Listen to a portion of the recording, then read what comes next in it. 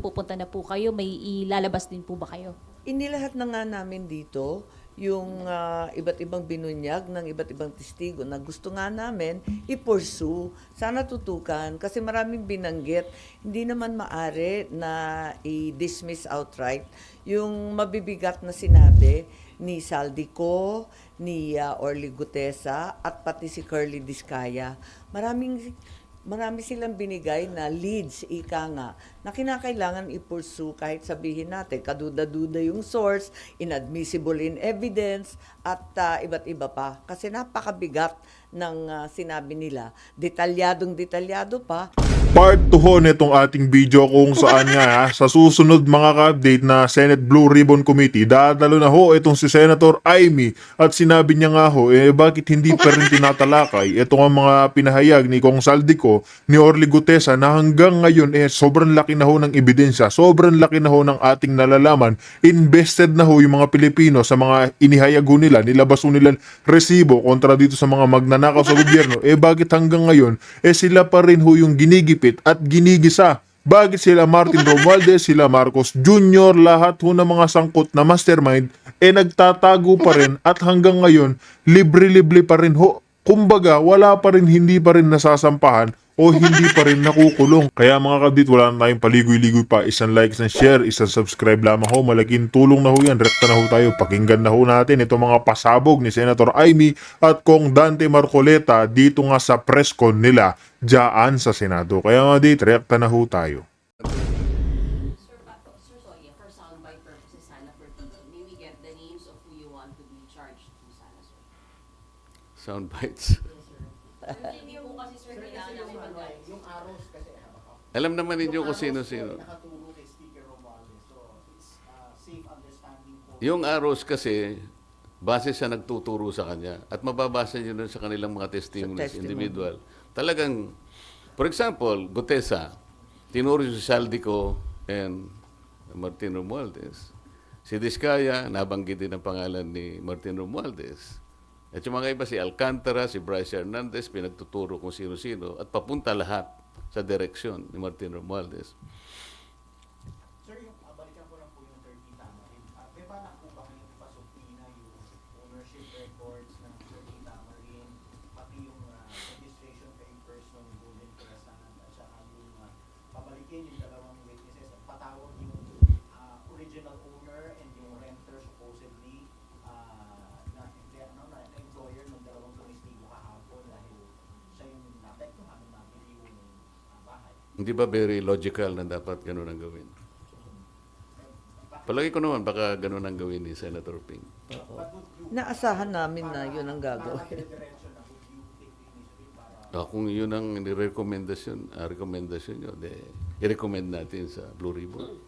Sen Amy and At Sen... palagay ko, may recurring names, yung pangalan ng mga abogado na kasulat na proxy, hindi lamang sa 30 Tamarin na ulit-ulit na binabanggit, kundi dun sa foreign properties din, yung Soto Grande yata, andun pa rin yung Attorney Paras at yung iba't ibang law offices na alam natin. USEC na rin ng DOJ, si Senator Andres. Yusek Andres, di ba? Jess Andres. Pero hinihintay ko nga sana kahapon kaya nandun ako. Kasi initially parang ayaw ko na muna. Kaya lang dahil nakita ko sa listahan nandun si Yusek Traigib at nandun si Yusek Bernardo. Baka ako dito magkakaharap itong dalawa. Tama. So naghintay ako doon. And then naisip ko nga na sinabi nga ni Senator Ping during the hearings sa budget sa plenary debates ng DBCC, talagang sinabi niya yung 8 billion na binibigay ni Yusek Bernardo kay Yusek Traigib. At si Yusek naman binibigay kay Adrian Bersamin. So iniisip ko, baka ako dito magkakaharapan, makikita natin yung tanungan kung saan papunta. Because ang sinasabi natin, di ba, wherever the evidence will lead us, palaging ganon. Bakit wala si Adrian Bersamin? Sen Amy and sa inyo na rin po, Sen, isa na lang po. Bagamat di naman po kayo pinangalanan kahapon, pero may mga pasaring si Senator Lacson dun sa mga ng mamaliit, nang iinsulto daw sa Blue Ribbon hearing. Sabi niya, shut the F up. Sabi niya, your noise will not silence the truth. Neither does it provide any help in our investigation. Your noise cannot convict and won't even indict the malefactors of this flood control mess. Your comment on it. Sa palagay ko, hindi naman ako yun. Kasi alam ng kahit sinong senador na hindi pwedeng utusan ng kapwa nilang senador. Sa Senado, hindi naman pwedeng maghari-harian o magreyna-reynahan. Palagay ko, hindi rin ako yun. Hindi rin ako yun. At alam ko, hindi ako ang pinatutungkulan. I don't feel alluded to. Bakit hindi nyo po ipinurso yun? Kasi as you correctly pointed out, dapat nadikdik din si Yusek Traigib doon sa supposedly kaugnayan niya kay Yusek Bernardo. But hindi nyo po pinurso yun kahapon? Pati yung kay Maynard mo din po?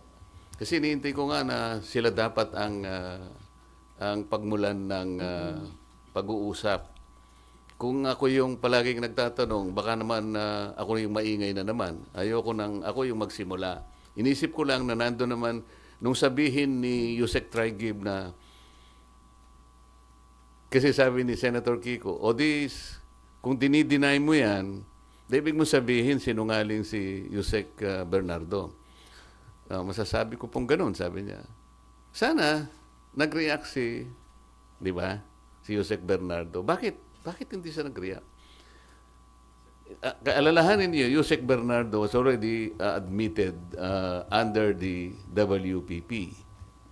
Kapag ang isang witness ay liar at hindi siya kumibo, baka ma-discharge siya as witness. Hindi niya ba kayang ipagtanggol ang kaso ng Estado? You should remember that the state must be assisted in prosecuting its cases.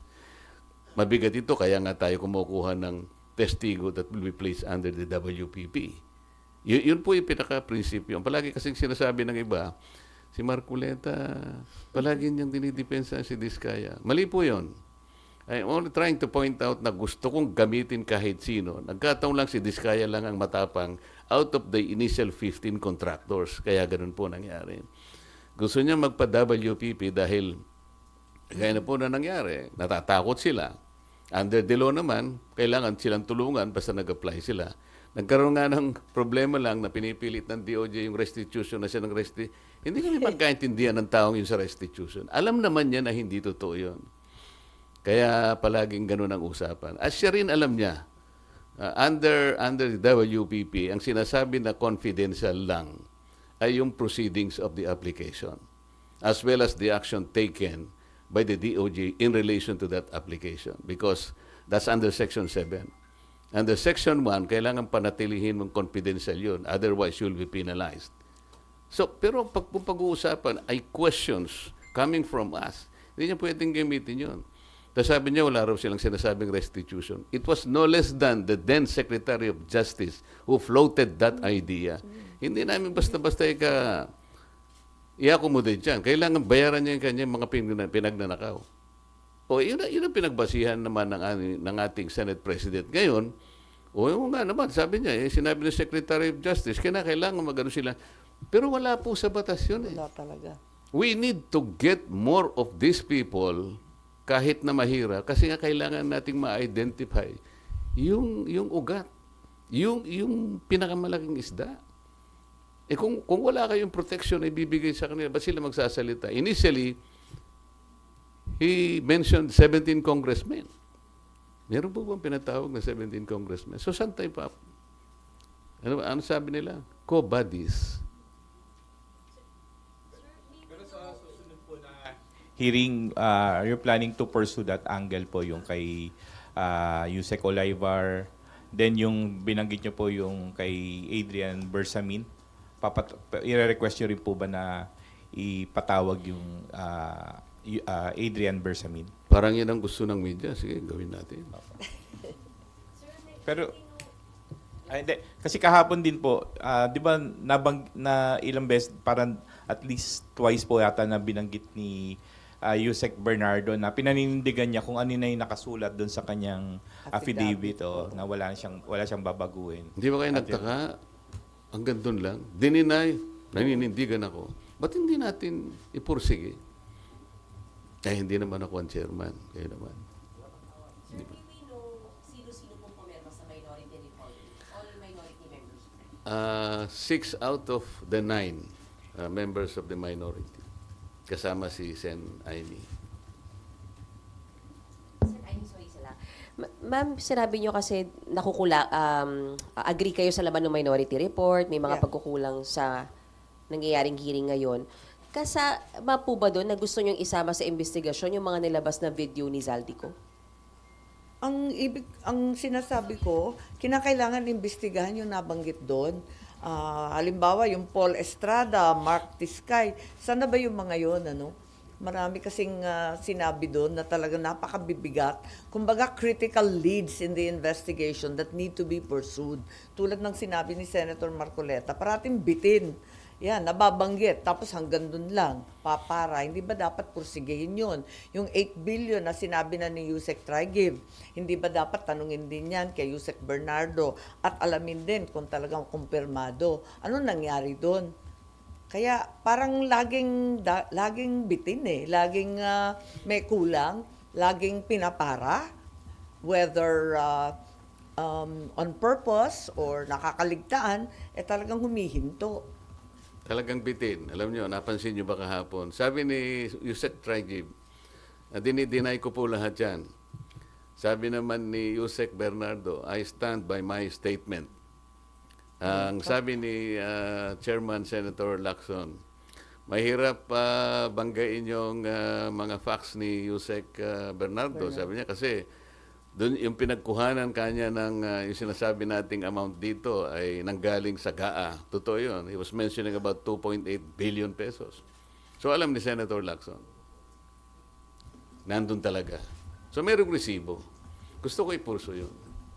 Di ba dapat? Kaya lang hindi naman ako ang chairman. So with due respect to the chairman, dapat bigyan natin siya ng latitude. Marami sanang dapat i-pursue, di ba? Yung tungkol sa Cabral files nga ni Congressman Lian, sana na-pursue na rin na i-require yung DPWH kung public record rin lang, edi ibigay na sa atin yung authenticated copy para wala nang pagdidiskitahan kung yung kopya ni Congressman Lian o yung kopya na sinasabing meron yung bilyonaryo at yung iba pang media at yung nabanggit na rin ni Chairman Lacson. Dapat ay dito makikita yung vigilance ninyo. Kasi kung hindi nyo napansin, bigla nilang sinabi in relation to the Cabral files, kasi we're talking about how are you going to authenticate or to validate the Cabral files. Tinatanong ko sa kanila, is it a private file or a public file? Is it a public document or a private document? Di sila kagad makasagot. Bakit ko po tinanong yon? Kasi under the rules of electronic evidence, kasi yung Cabral files is an electronic document. It is the rules promulgated by the Supreme Court in 2017. It talks only about private document. Sinabi ng DPWH, this is a public document. So sabi ko, how do you validate that? How do you authenticate that? Alam niyo sinabi niya? Tinuro ang ombudsman. Turuan na eh. Sabi ko, ba't yung kakailangan? Hindi naman mandate ng ombudsman silang kinakailangan daw ma-forensic. The law does not require a forensic study on this. Alam niyo kung ano yung sinasabi sa best evidence rule under the Rule 4 of these new rules on electronic evidence? The best evidence, ikumpara mo lang yung hard copy, and the doon soft sa copy. electronic. Tapos na. It can be considered, it will be equivalent to the best evidence rule. Parang legitimate and original document na siya. Alam po yung sinabi niya, yung daw computer, ibinigay sa ano. So wala nang mababalidate dito. Turuan na sila ng turuan. Ibig sabihin niya, binigay sa ombudsman, so it's up to ombudsman kung the ombudsman will start saying, we have validated this.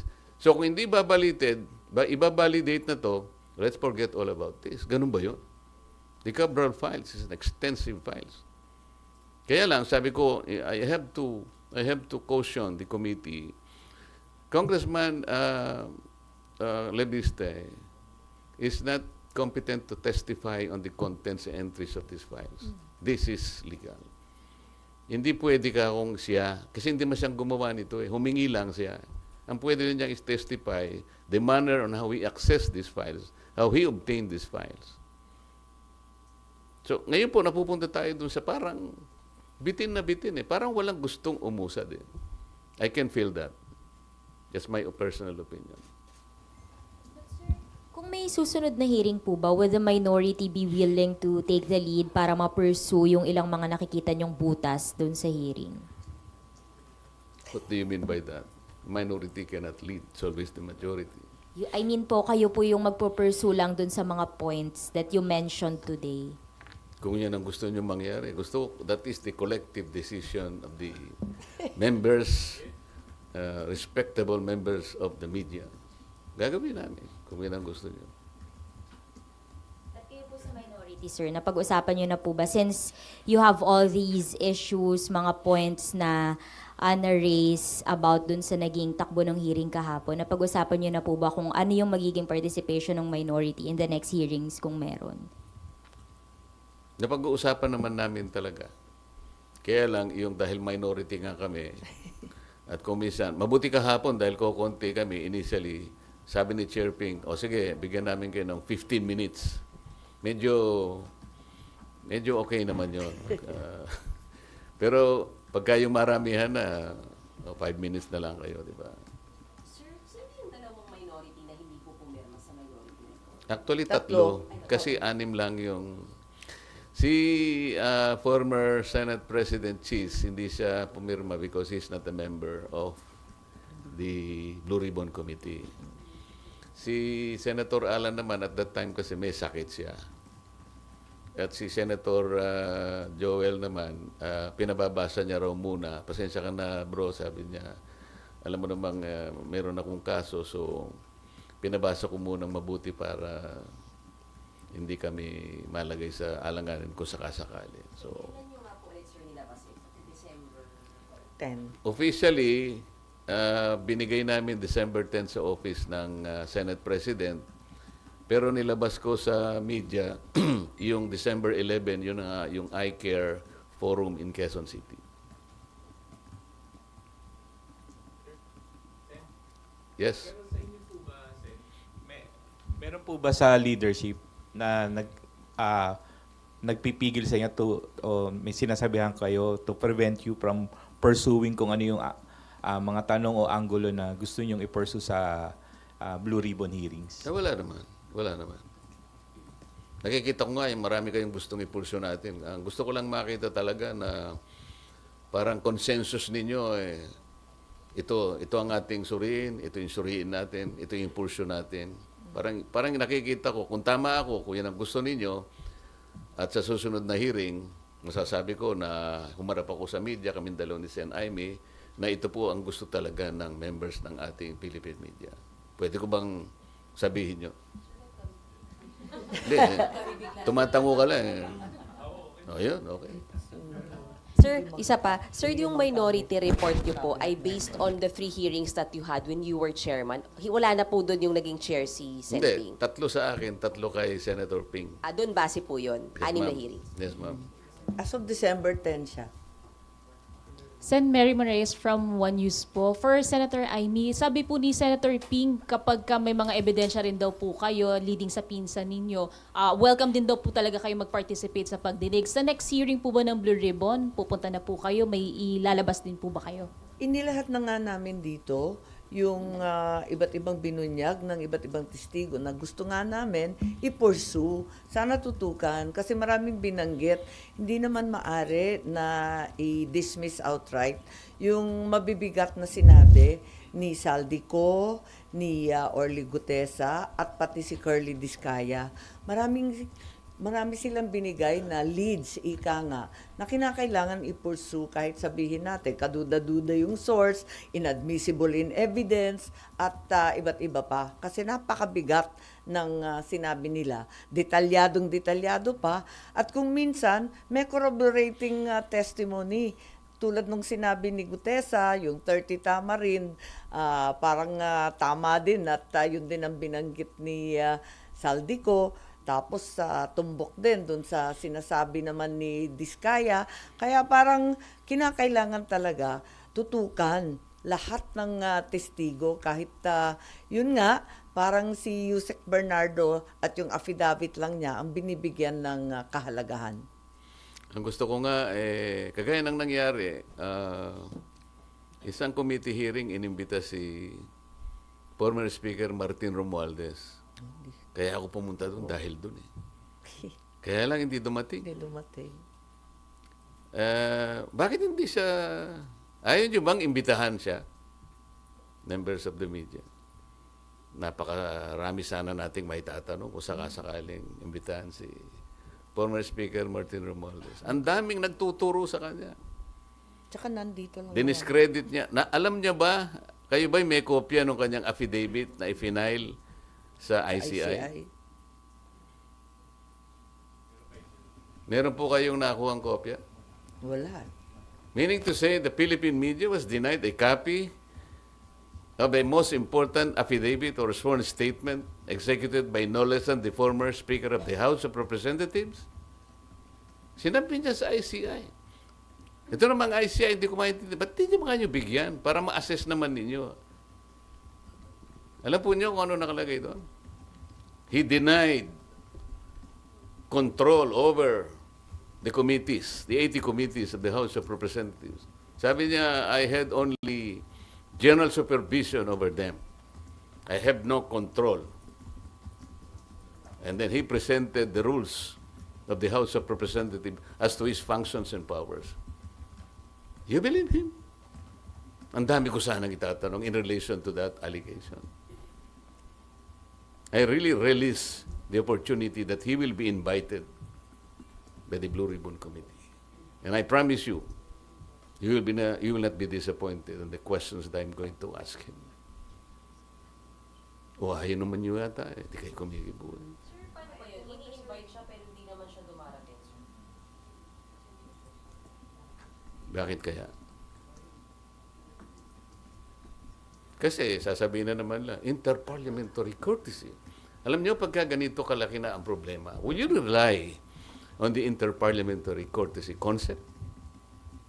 Courtesy lang yun eh. Now, we're talking about our nation. We're talking about our people. Kung paano nilimas ang kabambayan. You rely on the courtesy? Sir, so would you rather have him sa binad? Sana kayo, gusto nyo. Para naman lumakas ang loob din namin. Lagot kayo. Lagot kayong Kasi lahat. kami, gusto rin namin na suporta ng media. Kasi sabi ko nga sa inyo, huwag naman kayo magagalit sa I felt a little bit disappointed nung ipresenta ko sa iCare in Quezon City. December 11. Kala ko naman may kasama niya. media Kasi naman kasi may doon. media doon eh. Siguro, hindi naman kasing dami ninyo. Siguro, 1/3 of this, siguro nandun. Nag-iwan naman ako. Kasi hindi naman ako yung host. The host is the NCPAG of UP. Nino? Nino daw?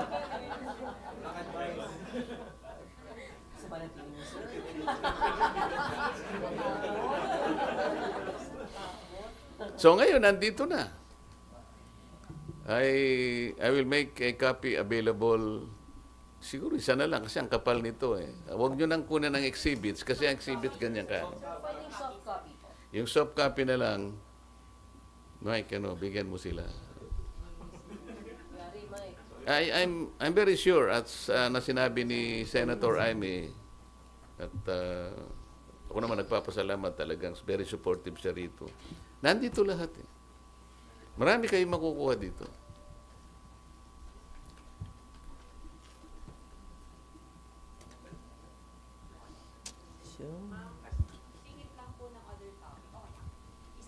Yeah? Apo. Ano yun? Ma'am, hingi lang po kami Kung alam namin ang sagot. Apo, hingi lang po ng reaction dun sa final na impeachment complaint versus PBBM po. Tatanong ninyo ako. Isa na naman drama series na mukhang tatagal ng 1 taon.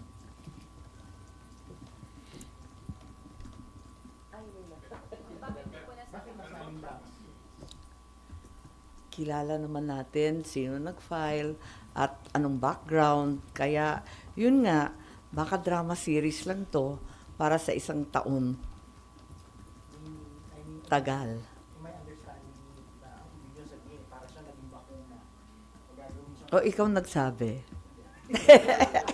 Hindi, tama ba yung intindi? Wala talagang pinapahamak ang media ng bonggang-bongga. Yan naman. no? Tama ba yung intindi ko? Yun na lang. To that effect, oo, siguro. But do you think it will succeed? Yung mga grounds na given dun sa... Hindi ko nabasang maigi kasi natatawa ako sa itsura. Bakit ma'am? Ba't nakakatawa? Wala, masyadong obvious na drama series. Marami tayong napanood na pelikulang ganun eh.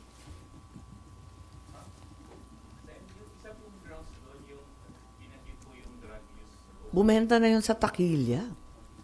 Po.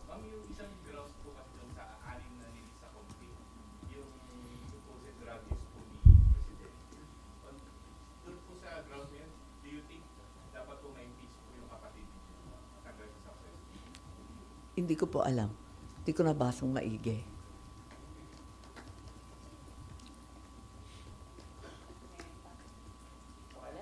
Tapos may impeachment complaint din kay VP ulit, ano?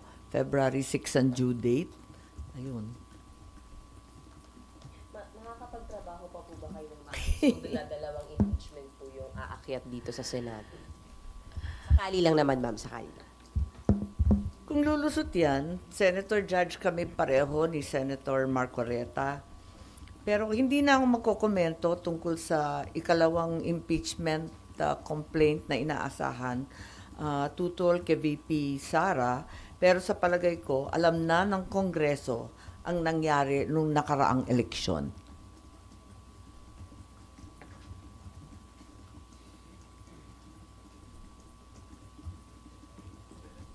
Okay na? Maraming salamat sa inyo.